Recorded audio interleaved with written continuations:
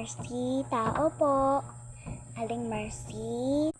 Ay, sino na naman bagang batang yun? Ay, alam ko na yun. Si Cyril na naman. Mangungutang na naman.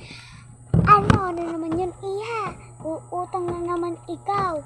Ano? Bibili? Uutang. Aling Mercy, hindi po ako mautang. Sabi po ni nanay, ikuha na daw po yung Tupperware kasi po, ipapaglagyan daw ng binigyan ng tita ko ng pagkain. Ay, ganun ba, iha? Ay, wait lang, kuhain ko lang pala yung Tupperware. Nakalimutan ko nang ipabalik dun sa batang yun. Mamaya na lang ipabalik ang anak kong si Shairal. Okay po. Sabihin ko to kay nanay. Nanay, sabi po ni Aling Mercy, mamaya na lang daw po. Aanahin niya na lang po yung anak niya. Ay, ganun ba? Sige, mamaya na lang. Kasi hindi pa naman maalis ang iyong tita. Shairal! Nasaan ka na naman? Papabalik ko dito yung Tupperware ni Aling Mercy. Ay nila Aling Quintia. Ano ko pupunta ko doon sa buhay nila?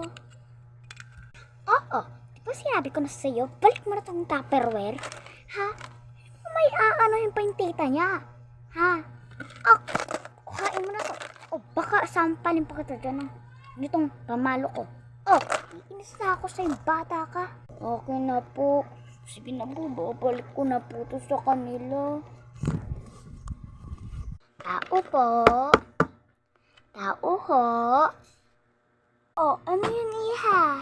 Pinapabigay daw po ni nanay ng Tupperware na sabi ni Shairal na bibigay.